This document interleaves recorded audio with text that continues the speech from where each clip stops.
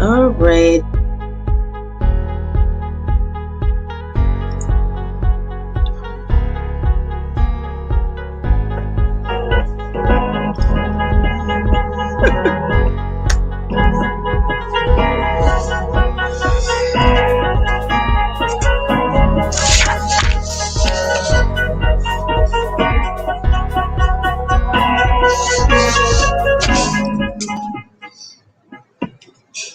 Okay, we're getting it together.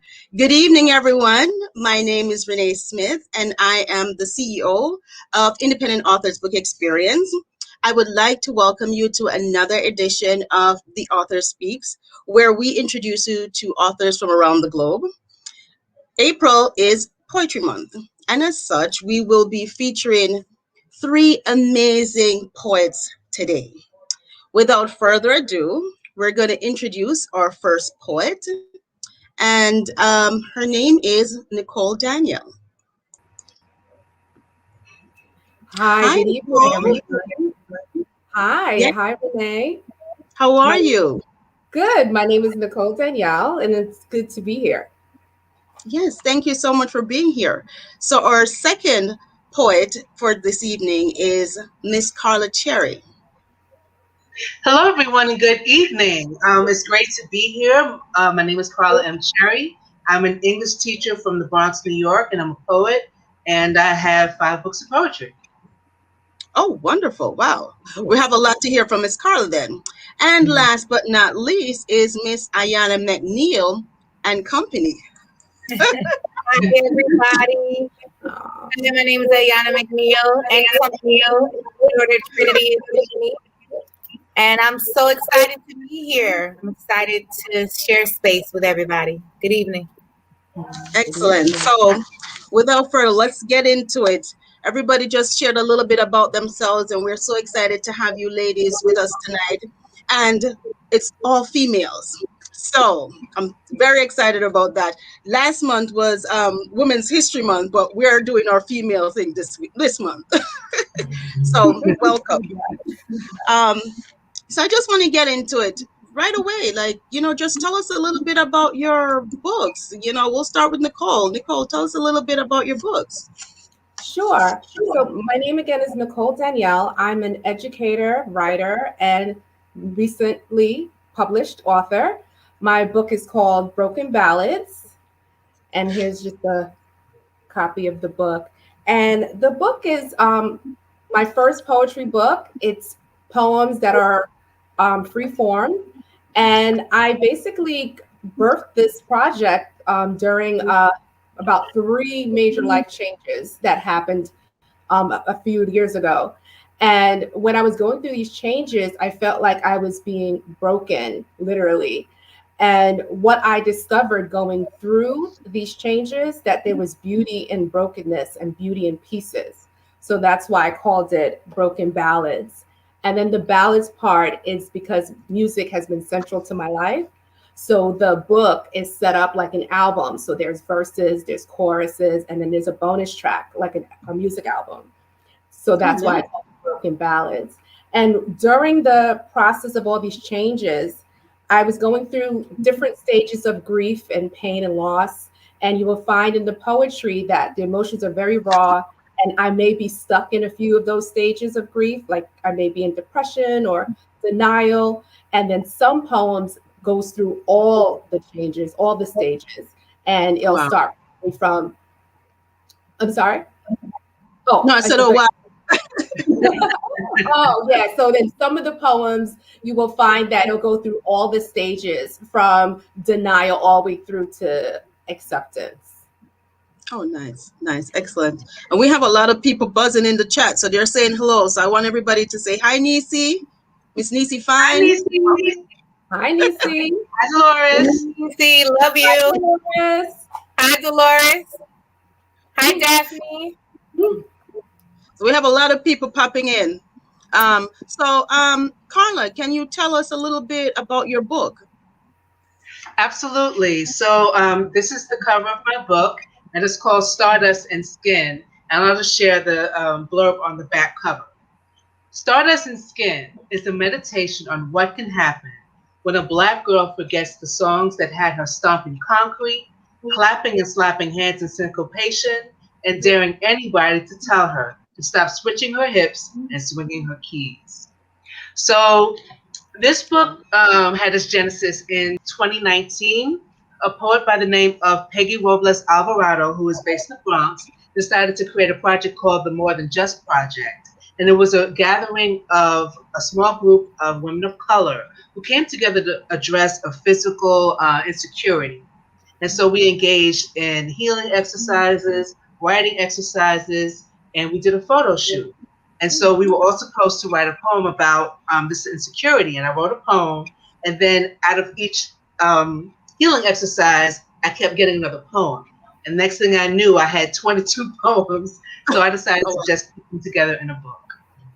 Oh, nice, nice. And that's something that's so interesting, because you start off with one thing. It's funny where your inspiration comes from. It starts from something so simple, and then it kind of expands and just goes to somewhere else into a book. And I know you mentioned that you had 5 poetry books when we started. Yes. So I don't know if that from 25 to, I don't know what number that is at this point, but congratulations. Well, thank you so much. Ayanna, you want to tell us a little bit about your book? I don't want you to disturb baby. She's okay. She's cool. If she cries in the background, she wants to be in the conversation. So, okay. I started writing poetry at the age of 12, inspired by my older brother, who I was just so impressed with his skill of writing that I wanted to write a poem like his. And so I wrote my first poem at 12, and I've been writing and performing since. Was very active through high school, through college, and I published my first collection of poems entitled, I'm trying to find the camera, there we are, entitled Before There Were Guns, There Were Gods. And I self-published in 2010. So this is my baby, but it's already 11 years old. But it is the first of my collection of poems. And I'm just excited to be here and share my inspiration and sharing this space with these incredible poets that I'm with tonight. Excellent. And it's funny that you when you said you're a baby, I was like, oh, you're a baby. The book was my first baby. The 7-year-old baby. Yes. Yes. The book was your first baby. Baby. We birth many things. We birth children, and we birth projects, and we birth. We can reborn. We can birth ourselves and recreate ourselves. So, yes, it was a labor of love to self-publish this book 11 years ago. So I refer to it as my baby sometimes. Okay. No, I completely understand. So, in terms of your poems, where do you mentioned just a little bit, where do you get your inspiration from? You mentioned, Carla, it started with that collection of ladies just talking about their feelings. But where do you get inspiration? That was the beginning of that book. Where do you continue to be inspired? Or how do you get your inspiration from the other 4 books? From everyday life. It could be things that are happening in the world. For example, I'm working on a poem about Adam Toledo and this young girl that was killed yesterday. I don't want to get her name wrong. I think it's Micaiah Bryant. 16-year-old girl that was killed by the police. Yes. I've written about having fibroids, about struggling to breastfeed. I've written about being a mother, being a teacher, love, sexuality. I write about a range of aspects of the human experience. Wow. Okay. Nicole? Wow. Where do you get your inspiration from? Yes, life happening all around me each moment. I'm a woman of faith, so I get my inspiration from meditating, from praying, from reading the Bible, but then also just everyday life, conversations from family and friends, taking long walks, reading. I'm an avid reader, so I'm constantly in a book. I also listen to music. I love neo soul. I love jazz. There's so much different types of music that I love that I find inspiration in. And just being able to be in communities with other fellow writers and poets and authors as well. And you just mentioned, do any of you, are you a part of any like writing groups or poetry groups? Or because I think as poets, you get inspiration from around you, but you also get it as a collective. So do you have other groups that you are participating in that you get, that you've been a part of? I could jump in. I have quite a few. Actually, started a few writing communities right before the pandemic, and they have been safe spaces for me. I said once the pandemic started that I was going to intentionally find spaces that were uplifting, that I'm able to learn and share during these challenging times. And for me, I'm originally from Brooklyn, New York, so it was also opportunity to reconnect with all my family and friends and fellow writers there. So one of the first communities that I joined was the New York Writers Coalition, and that's based in Brooklyn. Okay. And I started to attend that once or twice every week, starting last April. And they also have a subset for Black writers as well. So that was a very safe space for me to just let out all these different emotions that I was experiencing with the world. Another writing community is Write Night. My friend hosts that every Monday, Patrick, and he's on Instagram for those who are interested. And then I have two others. Actually, I have quite a few. Macon Writing Circle, that's also in New York, Brooklyn, hosted by the Brooklyn Public Library. And then the last writing community is here in New Jersey, because that's where I currently reside. And that is City Verses and Jazz, and that's hosted by the NJPAC. Oh, and nice. They have been a tremendous, experience for me as a writer to share my journey, to just release all that's within me that's going on, and also to just be with other writers and listen to them and hear their different experiences as well. Yeah. That is, and I need to get the one from you from NJPAC, because as a community, it's always good to learn about different places that you can be a part of. So definitely, we'll need to share that again. Carla, is there a group that you're a part of? Yes, I'm in several groups. One of them is with the Academy for Teachers. The Academy for Teachers is a organization that offers seminars to teachers, and so there are several teachers in that group that like to write, and so a poetry group grew out of that, and so we meet once a month and we workshop poems together.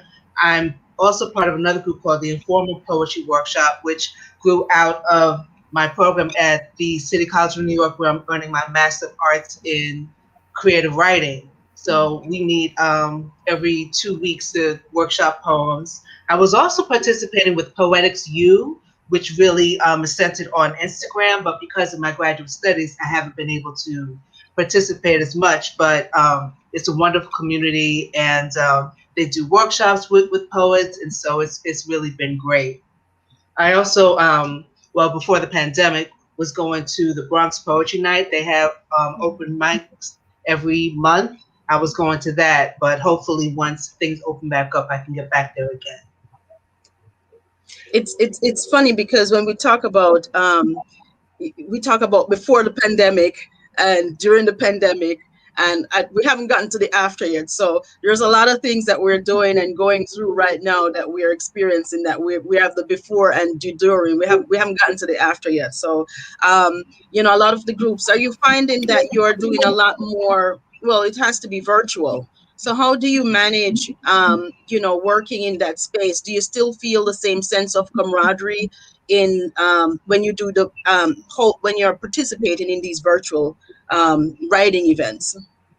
We make it work. I mean, you can't hug people and talk to them in person, But I found that my writing community has expanded during the pandemic because we had no choice but to turn to the internet. And so many people have been really creative about creating spaces so that writers can meet and share work and publish. So Yeah, we make it work. yeah, I definitely. agree. The writing community virtually has been amazing. I actually find it more intimate, doing it this way. And also because I've been writing a lot of poetry during this time, and others in short stories as well. But with poetry, I feel like it just lends itself for you to create intimate experiences with other people, and then you share it, and then they relate, and then they respond back. I mean, the whole experience online is just amazing. And also you get to meet new people all over the world, right in your living room. I'd like to hop into the conversation and shout out the poetry group that I'm a part of, the writing group that I'm a part of, not poetry, because we have different writers in the space. Shout out to the Power in the Pen, and we have some people who are currently watching us. Power in the Pen writing workshop straight out of Brownsville, Brooklyn. And I apologize in advance for any background noise. It's crowded and loud in the background of my neighborhood right now. Double parked cars in Brooklyn, New York. Y'all know how that goes. So my apologies if you hear honking and the baby crying. That's okay. We meet every Saturday from 11 to 2 virtually. We are housed in Brownsville, Brooklyn, in the Brownsville Heritage House. But of course, due to the pandemic, we weren't able to meet in person. So we transitioned virtually, and we meet every Saturday, and it is like family. And it's a wonderful experience to share with other writers. So I recommend, if you're a writer, to have a village of writers. And speaking of Brooklyn, I don't know how I forgot this one. I'm also part of the Women Writers in Bloom in Brooklyn. Wonderful community. It's organized by J.P. Howard, and every month she gets these wonderful poets to come together to share their work, and then she also has an open mic. So Women in Bloom is also a wonderful space for writers. Oh, very nice. And and I think, one of the things that I've experienced during the pandemic is that before you had a small community of people that were engaged. You come into a building and maybe you have 5, 10, 15 people, but because now you're online, everything is so expanded. You have people from all over who can now be a part of your process. You have maybe somebody who used to live in Brooklyn, but they can't make it anymore, and now they're tuning in from wherever in the world, Florida, whatever state they're in right now, because now they're able to log in because it's now virtual. So I call it the blessing and the curse, being in the midst of the pandemic, because you are able to have the best of both worlds. You can still have your meetings and your meetups, and you can still meet with some people who you haven't seen in a while. You're now able to see because they're now able to log on virtually. So I think that's a good thing. And I just want to let those people who are watching, there's a little delay on the microphone, so I apologize in advance. Not sure what's going on. Technologies sometimes can give us a little fight. So we talked about what's your inspiration, but do you have any poets that have inspired your writing and the way you write? Absolutely. I pay homage to a lot of poets. The last poet, Abiodun, is somebody that I'm absolutely inspired by and connected to. My brother, I give credit to my brother, Anthony McNeill, because he was the first poet that I wanted to be like, and the reason why I started writing. Of course, Maya Angelou, Nikki Giovanni is a hero of mine. Kathy Wright Lewis to me is also a huge inspiration as far as a writer. But there are so many artists and performers that I'm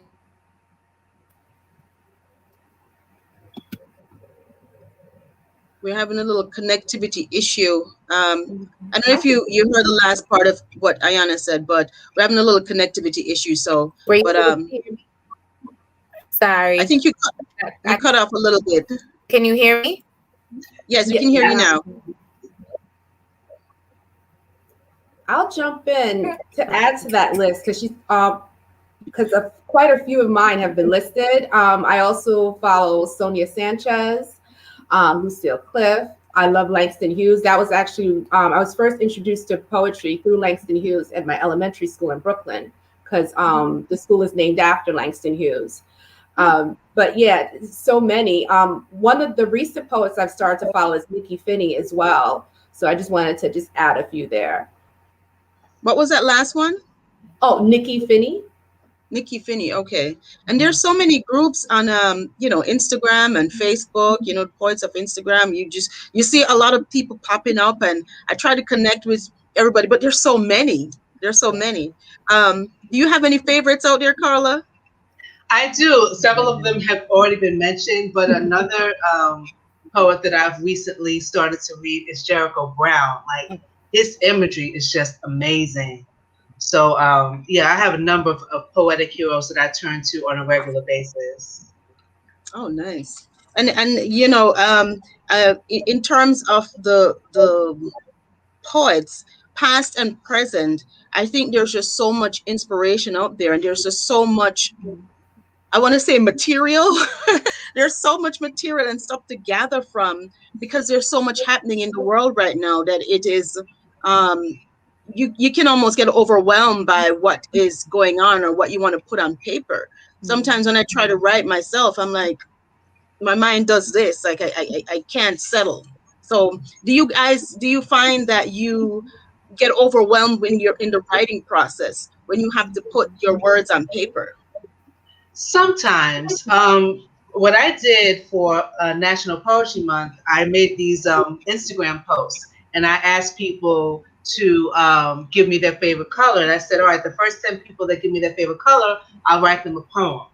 And it was a really nice way to connect with people and, bring them a little bit of joy, because we've all been so stressed out by this pandemic, COVID-19 and the pandemic of white supremacy, that, people just need a break. And so that was my way of not only connecting with other people, but just getting my creative juices flowing. And I found that once I was doing that, it allowed me to focus more on some of the writing projects that I currently have. So that's one way that I tend to break out of the writer's block and the stress of writing. I know for me, it's one of the biggest struggles is trying to either write or type as fast as my mind works. There's just so much words in my mind, and most of the time it's poetry. Other times it could be just a theme and something I'm going to write into as a short story. But it's definitely trying to keep up with the amount of work that's going on in my mind. So that's, I would say, is one of my biggest challenges. And I tend to lean towards the laptop because I could type faster than I write. And then the other, I think, challenge for me is just using my strength. So I'm a morning person, so making sure I get up early to write, because that's when I know I'm my best. So just trying to use those moments, and then also looking at other writers, other poets' work to inspire me. Maybe it's just taking a break and talking to a friend, listening to them, or they're listening to me, or just going for a long walk, because nature also kind of opens me up a bit too. And I noticed that we have a few people here. Can you just drop in the chat where you're from? I see a few people online. Can you just drop and let us know where you're tuning in from? We inquiring minds want to know. You were saying something, Ayanna. I'm sorry, I cut you off. No problem. For me, I try to exercise grace with writing, so I don't force it. When it comes, it comes.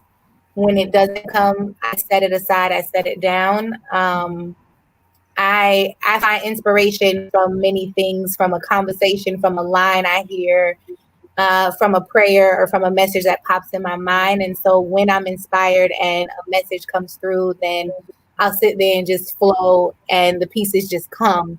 Sometimes I feel like I'm just the conduit for the poem to flow through, but I never force the process. So if nothing is coming, then nothing gets written. And that's just my own personal flow and my own personal style.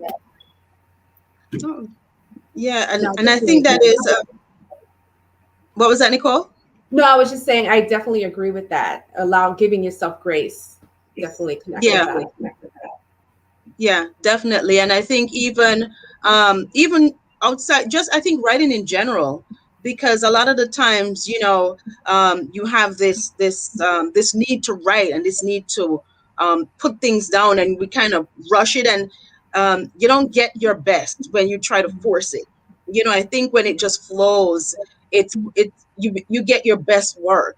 I remember reading a book that a friend of mine wrote. It's called The Straight Spouse. And after reading the book, I was just so inspired to write a poem based on the book. It was just such a touching uh, read. I literally like read it overnight because I could have put the book down, and just going through, and I was inspired to put my pen to paper. So I wrote a poem based on her book. But it's one of those things. And I know you mentioned other things, but has anyone considered writing in another genre? Absolutely. Yep.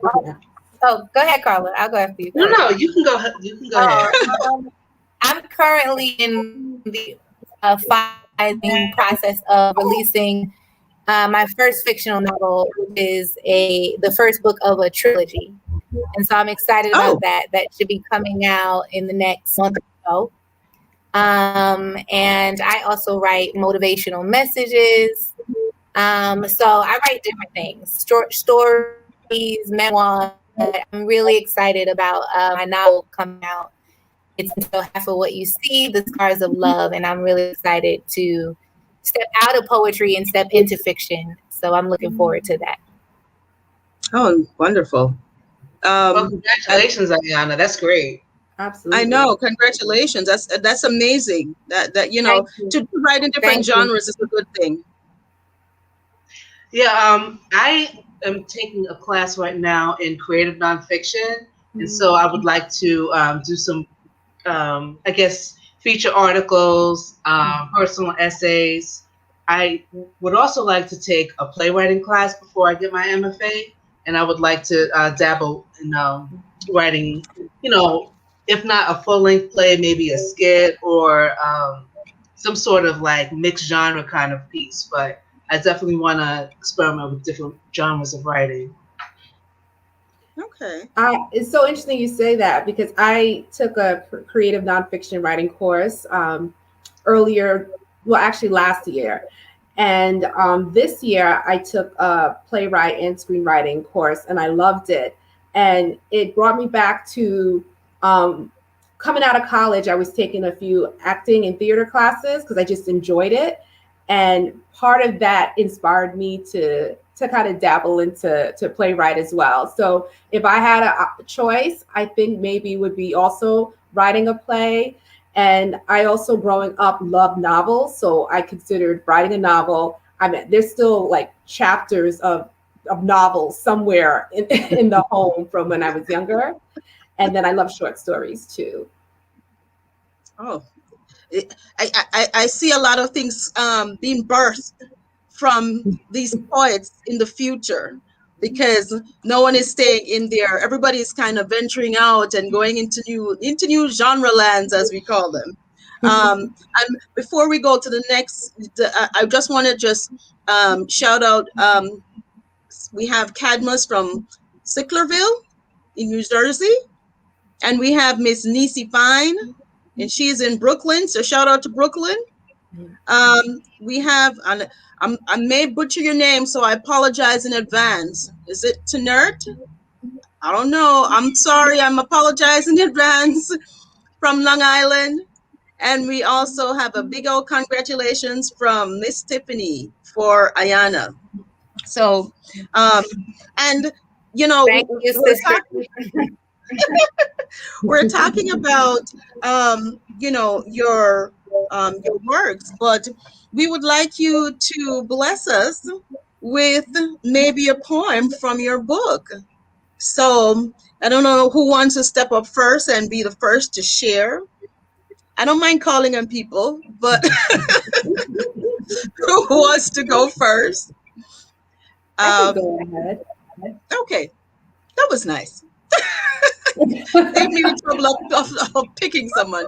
Okay, Nicole will start and just share a piece from her book, Broken Ballads. Broken Balance. Yeah, so I mentioned that. Oh, I hear echo too. I mentioned that I birthed the book during a few personal life crises that were going on, major life changes happening. And the first poem is called Sun in the book. And it's basically, I set up the reader to see how I got through by giving them the ending verse and then dropping them into like the pit of my pain going forward. So the first poem is called Sun, and I'll read it. Aroused by the gentle tone and curated life, the sunlight reminds me of past valleys, filled with the night's cry. I am grateful for the morning joy, the air lighter and crisp on the mountaintop, adorning my happy face, purifying with no ailment to fight. Though tomorrow's surety is fate, I'm simply enjoying the moment of this day, finally fully awake. Oh, wow. Thank you. Finger snaps, finger snaps. Very good. And you know, it's when you bring us in to your world and your pain, and there's so many people who can identify with what you just wrote. You know, it is so we appreciate you guys sharing your thoughts and your words with us. And I want to just make sure I bring everybody in. I just want to say we have Diana from Brooklyn. So hi, Dan. Hi, Dan. We have Daphne from Brooklyn. Okay. I think there's definitely a delay. There's a lot of stuff going on. Daphne from Brooklyn and Miss Marita. Same. So yes. So we have Carla, would you like to share with us? Sure. Okay, so this poem is called Lost. Mama said I was walking at 6 months and talking at 9 months because I always knew I had places to go and much to say. Learned to read at 2. Careened down hills on my big wheels. Waved my arms and hooted like an owl when my teachers wanted answers. Wrote poems and asked if I could recite them from the front of the class. Let my hair out and flung it while I danced in front of mirrors. Told a boy that called my sister a nigger that we were black and damn proud of it. Called myself Lady C when I thought I could rap. Didn't let scraped knees and bottom bouncing falls off my skateboard keep me from learning how to pop a wheelie. I had a wad of confidence tucked in my back pocket every day. As bigger egos with taller bodies, stronger fists, surrounded me, shouted me down, had throngs that we used to call back. Fearing black eyes and torn out hair, I started slouching and mumbling, my eyes fixed on the ground. I love that line. I had a wad of confidence in my back pocket. I love that line. Thank you. That was definitely it had so much sass, Carla. I could just feel your energy with your words. You guys feel it? You just felt like I felt like I'll just walk in and swing my hands like, what? I love the line. I had a wad of confidence in my back pocket. I love that line. Thank you Yes, so much. yes. Are you able to share, Ayanna? I know, and you didn't tell us her name. Oh, yeah. Her name is Trinity, and she's being fussy right now. But Trinity has a poem to say. I know. It should be Ayanna and Trinity. You want to read one? You want to read a poem? Okay, you're going to calm down and let me perform? Thank you. Thank you so much. And this, this is the thing. We're all, as I mentioned, we're all women here on this the show today, this program. And as I don't know about you, well, we know Ayanna is a mother. I'm a mother, so I can identify with having to multitask and Yes. rock the baby while you read, while you stir the pot, while you do the. That's what we do. That's what we do. As African women. That's part of our history. It's in our DNA. Yes. You make it work. So, make it work. So I don't know if Trinity is going to give you a minute. Do you think you can get it? I'll see. I'll perform this as best I can. This piece is called "I've Got a Reason to Be Ego Tripping," and it is an ode to Nikki Giovanni, of course. Biologically, you cannot beat me. My kinky hairs are designed to uphold crowns. My broad back and thick thighs prevent me from going down. My black blood runs freely over centuries, creating babies actions before sunsets. While you build castles, we build pyramids of intellect. Racing around the world and made it back in time to harvest fruits of labor across triangles of watery graves. Having cornrows braided into our sight, still biologically you cannot beat me. Faster than a speeding bullet, you took a lot from us and we still succeeded. Called us niggas, devils, and monkeys, sucked milk from our mother's breast and still cannot digest that we are superior. Call this world an equal opportunity, and yet you had to create slavery, lynching and killing, trying to control me. Melanin drenched, the longest time spent, we've cultivated long before you caught the drift. Danced when you proud, ruled when you roamed, survived where you created what you didn't. Biologically, you cannot beat me. History already told you that. Your women created dresses to resemble the arch in my back. Mentally raped and physically pillared through my abundance of kings just to know the heaven I've always known down in. You washed it down, shot down the Sphinx nose, captured and sold, and still is more. Whatever you tried to be, you still couldn't beat me. I got a reason to be ego tripping. Thank you. Yes. Oh man. Definitely. Yes. I have a reason to be ego tripping. I need that somewhere, plastered somewhere. Shout out to Nikki, original G. Shout out to Nikki Giovanni. Of course, that poem was inspired by her. And I hope I did her justice with my ego tripping poem. Thank you. Yeah, I love the castle. And I have to concur with Nisi that was you ladies have some really powerful poems with really powerful words. The gift of sharing your words through poetry or spoken word. And I wanted to ask you, what advice would you give to a budding poet, someone who is just starting out, who has a desire to put the words on paper, but sometimes, you kind of get muddled in the head? What kind of advice would you give to a budding poet? Well, the first thing I would tell this budding poet is to read, and not just read poetry, read some of everything. Read magazine articles, read newspapers, read short stories, read novels, travel, talk to people, become an observer of the world, and just practice writing. Keep a journal, keep track of things that you hear, bits of conversation, the color of a flower that's outside, the smell of perfume in the air. Just become an observer of life.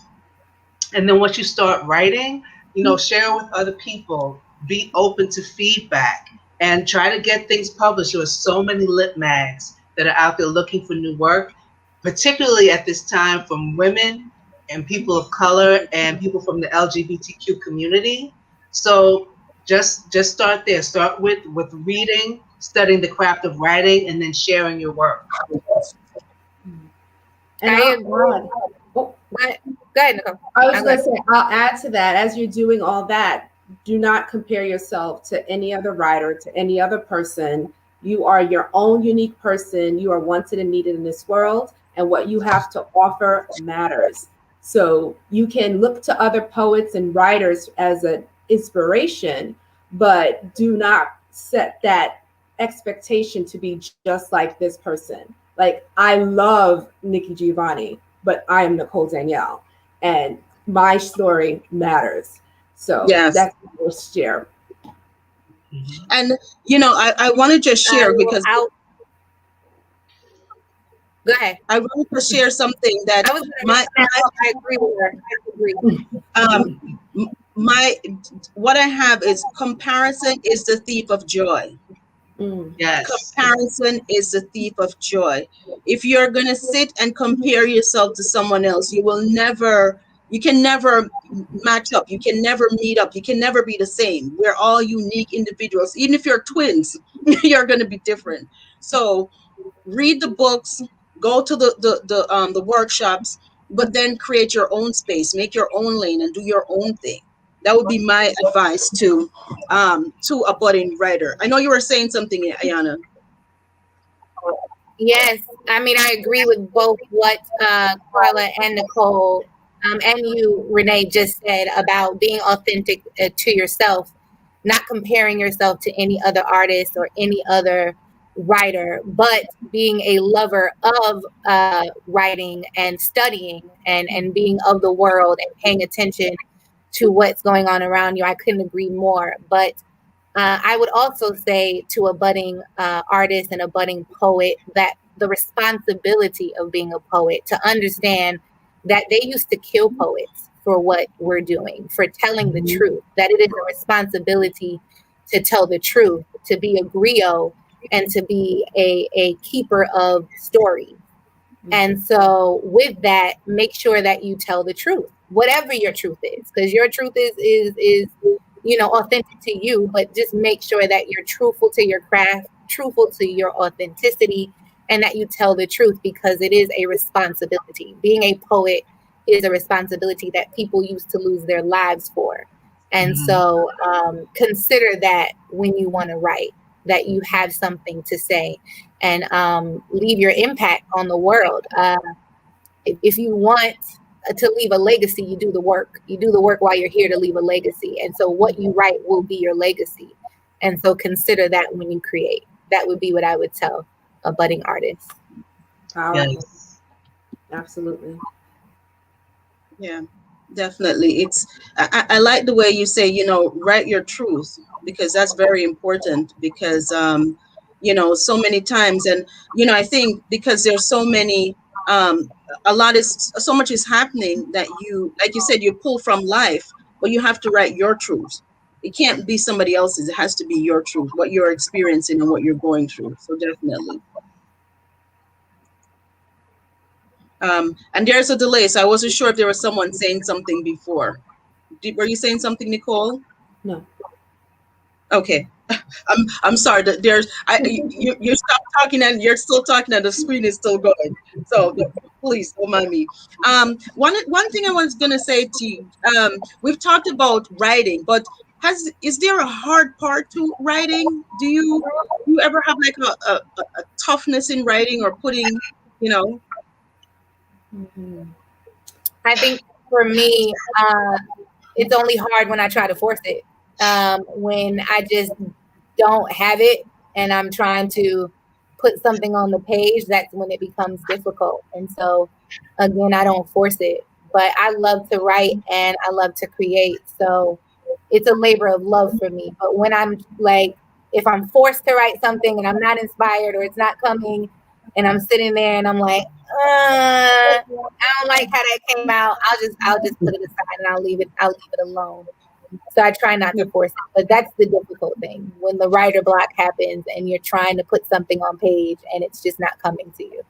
Mm-hmm. Yeah, I'd like to piggyback on what Ayanna was saying. For me, the hard part with writing sometimes it's knowing when it's finished.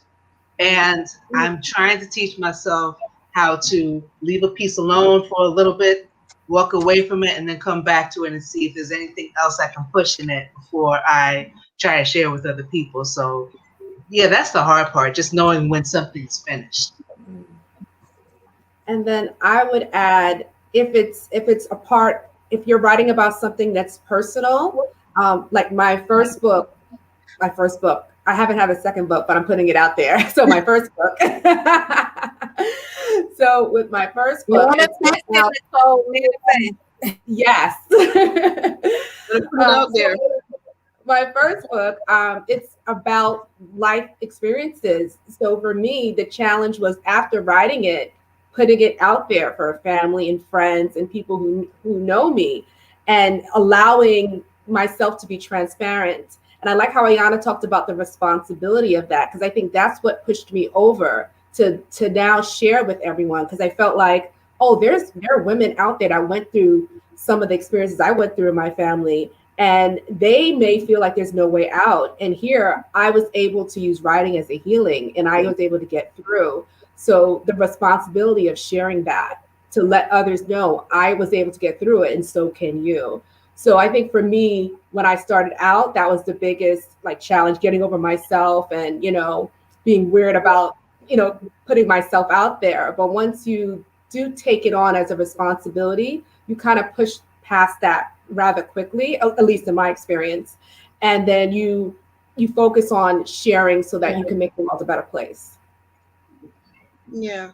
And I think that is something that when you are writing, and you, as a poet, especially when you do such a personal piece like your Broken Ballads, you open up yourself for critique outside of everything else that you're writing. It's now like, oh, so you went through that? Oh, that's what that is. Oh, you get into this space where you it's as if all the layers are shedded. You it's like an onion. You just, every poem peels back another layer, and you just like, I'm just open, and you're exposed.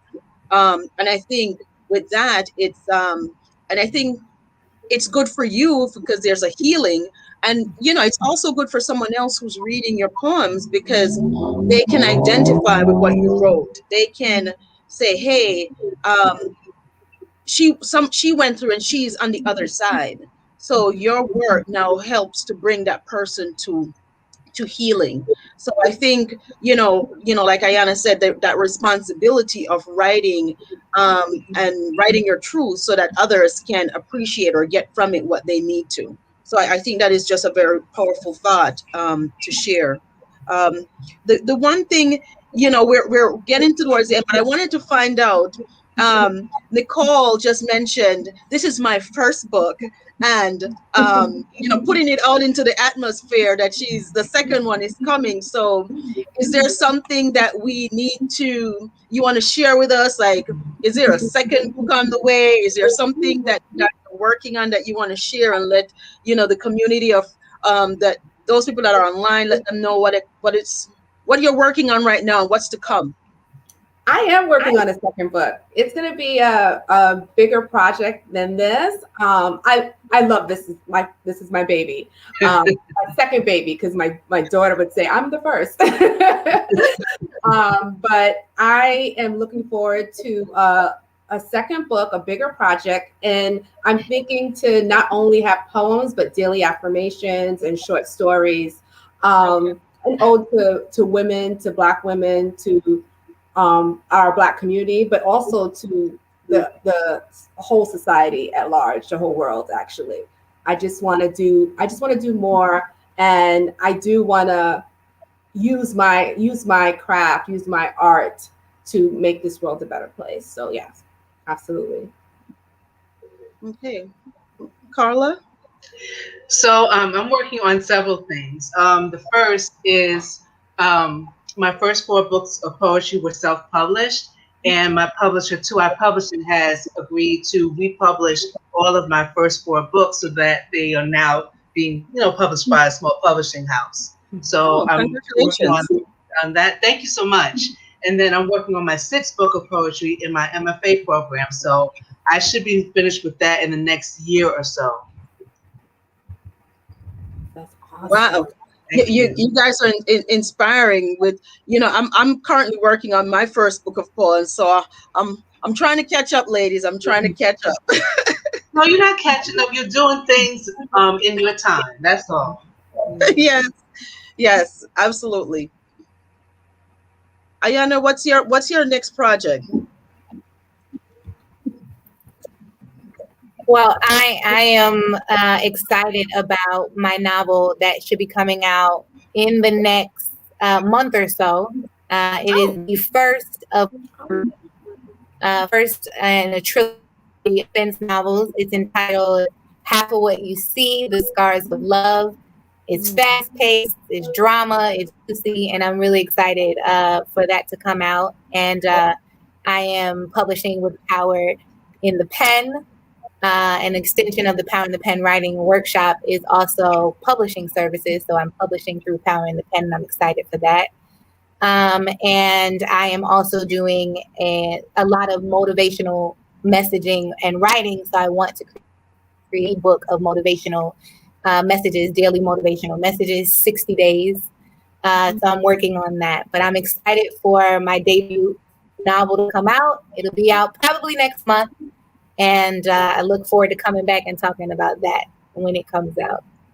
Yes, please. And I should say, whenever you ladies have your projects coming up, please come back to IABX and share it with us. We're so excited.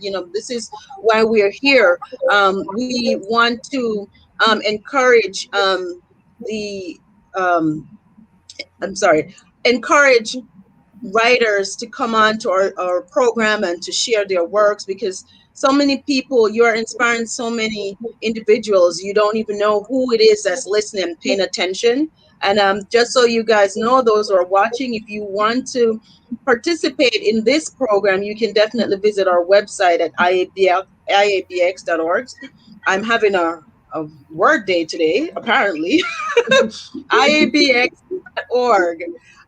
Definitely check us out, because we are here to support the independent author, and that is our mission and our goal, and that's our mission statement, to promote and empower independent authors. So we're definitely check out our website. And I know we're wrapping up, but I always have to ask this question: do you use paper and pen or the computer? I know for me, it's both, and it depends.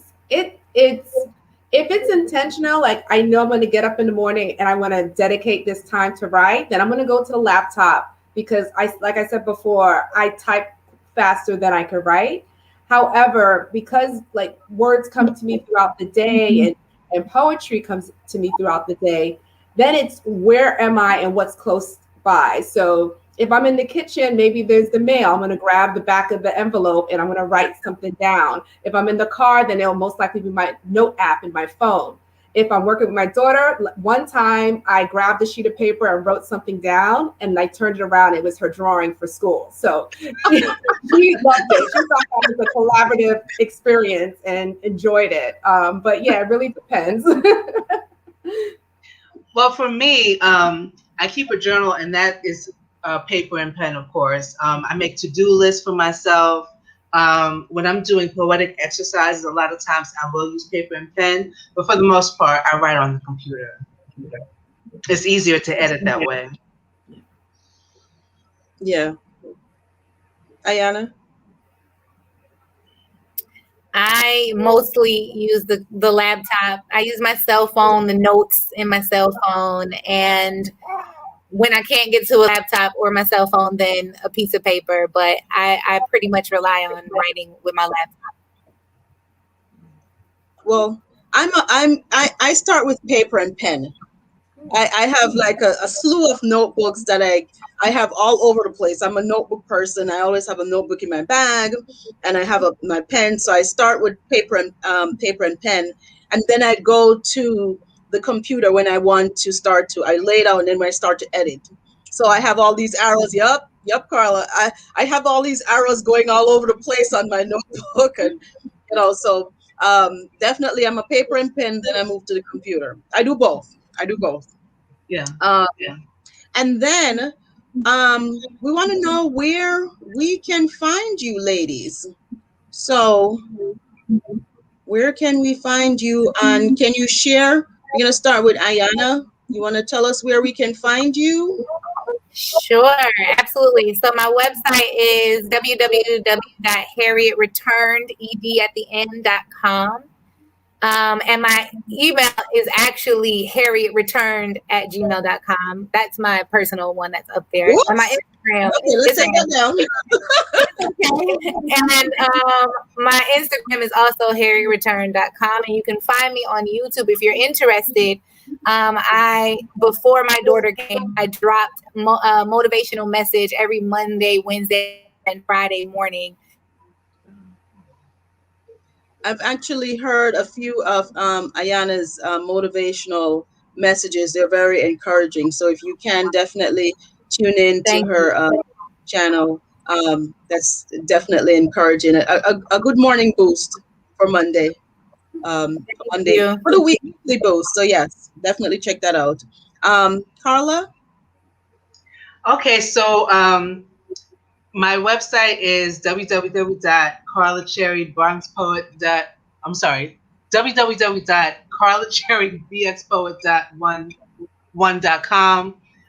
That's my email address, cmcmagic1@gmail.com, and my Instagram, carlabxpoet1. So, and I hope I didn't forget any personal information this time. So that's carlacherrybxpoet1.com, and her email is cmcmagic1@gmail.com, and her Instagram is carlabxpoet1. So definitely check out these ladies on Instagram. And then we have Nicole. You want to share with us? Yes. So you can follow me on, first you can follow me on Instagram at Nicole Danielle Writes. And then in the middle, you see my email, NicoleDanielleWrites@gmail. And then on the very top is the LinkedIn, where it shows all the different activities I'm involved in. But I'm also on Facebook at Nicole Danielle Writes as well. And I'll encourage you to follow these ladies, these poets. They're amazing poets. They have so much to share. And I'm sure you won't mind if someone, taps your shoulder and say, hey, I need a word of encouragement. So there's so many comments in the chat. I didn't get to put them all up, but everyone really enjoyed what you had to say and what you had to share with us today. So we just want to thank you for coming on to the show. And just so everyone can know, this is this is still Poetry Month, and IABX is hosting its annual Poetry Pastry and Punch.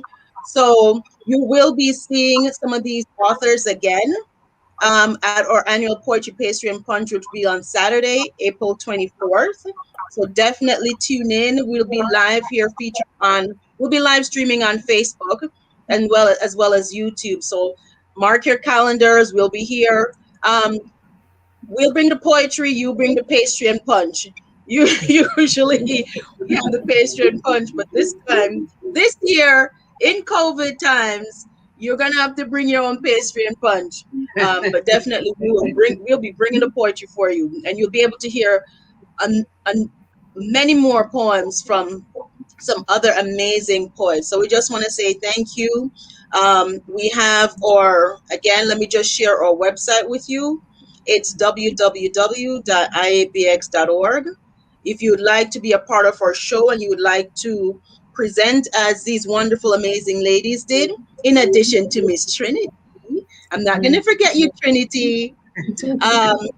You can definitely visit our website at iabx.org. We just want to say thank you again. And we're coming up to our mark. We have one last comment. Oh, I have someone here who wants to. And again, I just want to apologize. We did have some. There was a feed. There was a feed issue here, connectivity issue. So I just want to apologize for that. But that did not stop the show. You were amazing. I just wanted to say thank you for creating this space and this opportunity for independent authors to share their work. So thank you to you, and thank you to IABX for the space and the opportunity. Absolutely. Thank you. Yes, Renee. Thank you for bringing us together, and it's been a pleasure to meet you, ladies. Same here. Yes, it has. Thank you. Yes, likewise. And I just want to just say one last thing is we will be hosting our annual Independent Authors Book Expo. You can check out our website to learn more. There we have some big news coming up. Ayanna has been a part of our book expo. So definitely check that out. We're hoping for some big news. So I don't want to release it. So far we have a date set in September, which is virtual, but we're hoping to have some different things going on. So we will be posting that for you very, very soon. So thank you so much, ladies. Thank you. Wish you all the best and much success in your careers, in your writing careers, and we look forward to seeing you again soon on our platform. Take care. Let me just end Thank this. you. Thank you. Good night, everyone. Good night, everyone. Good night, everybody.